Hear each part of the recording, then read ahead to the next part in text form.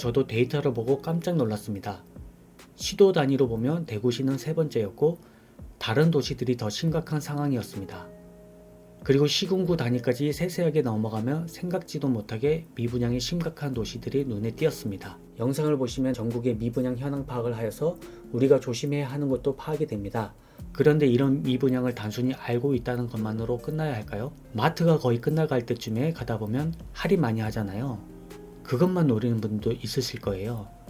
그런 경우에 가성비 득템을 했다고 생각이 드는데요. 이런 곳에서 어떻게 이득을 얻었는지에 대한 부분들도 저의 경험들을 들어서 설명해 드리도록 하겠습니다. 참고로 영상 말미에 전국 업체별 미분양 현황 등을 제공해 드리기 위한 영상 설명도 추가했으니 영상 끝까지 신청해 주셨으면 합니다. 현재 미분양 전국 현황은 1위가 경기도이고 2위가 대구시입니다.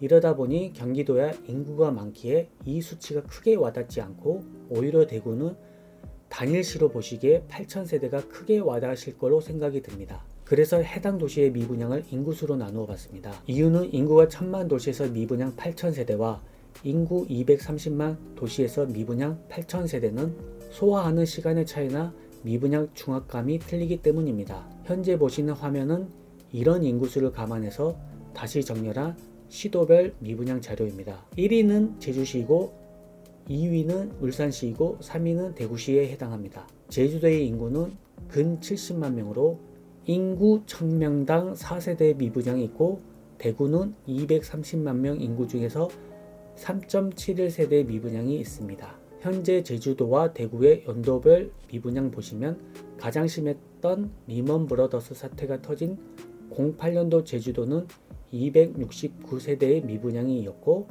그 당시에 대구는 21,379세대의 미분양이 있었습니다.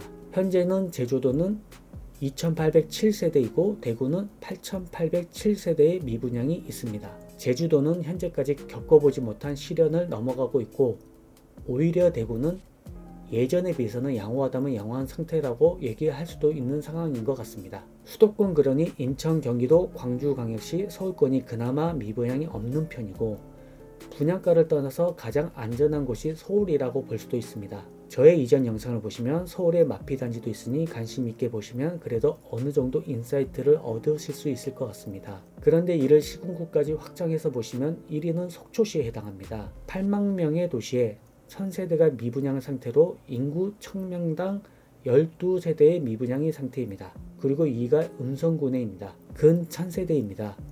너무 작은 도시에 제외하고 필터링을 하면 확실히 눈에 보이는 것은 광양시, 이천시, 평택시, 강릉시, 포항시, 경주시, 구미시 등이 심각함을 알 수가 있습니다. 정리하면 의외로 뉴스에 잘 안 나오는 속초와 강릉시 등 영동 지방이 외부 수요가 절대적으로 필요한 곳인데 미분양이 가장 안 좋은 상황이라고 봅니다.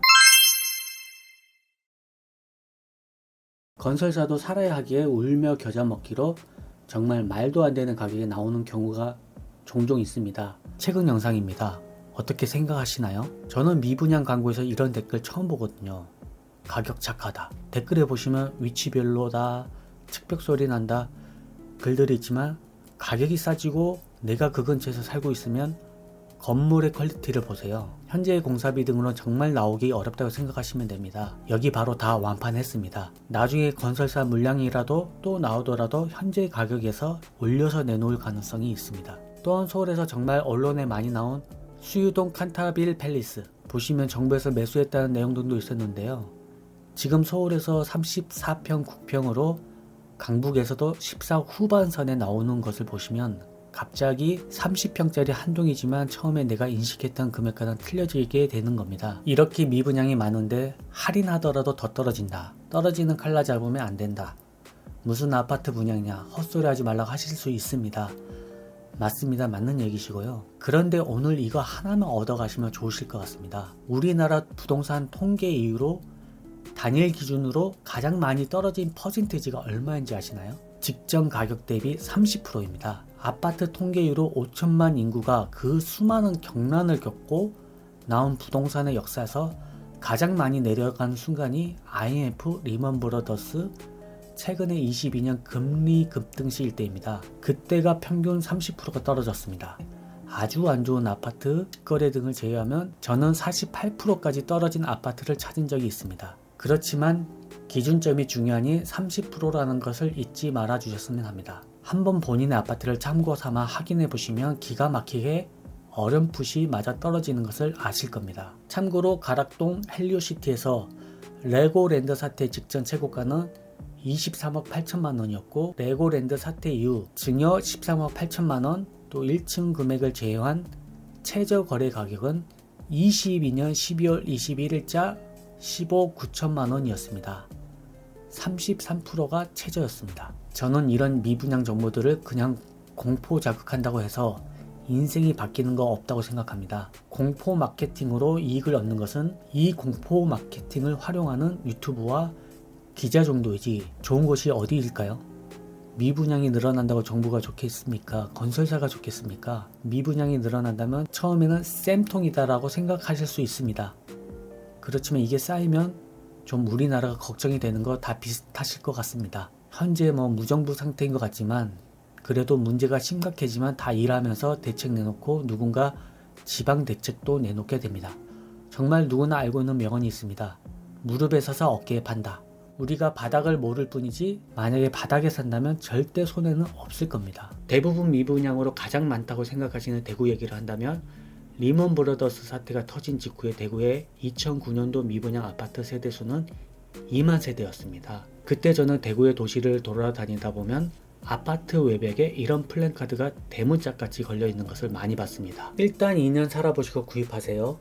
이 말이 뭐냐? 신규 아파트 아주 싸게 전세로 들어가서 사시다가 마음에 들면 2년 후에 구입할지 안 할지 결정을 하는 겁니다. 그리고 차도 주고 할인도 대폭도 하고 주택이 있던지 언제 팔던지 상관없이 양도세 100% 면제 조건 등도 있었습니다. 대구에 2009년 미분양 났던 곳을 한 곳을 알려드리도록 하겠습니다. 45평 기준 700만원이라면 3억 2천에 45평 아파트를 사는 것입니다. 계약할 때 이거 말고도 조건들이 있었을 겁니다. 여기서 보시면 30%의 룰이 적용이 되는 거 보이시나요?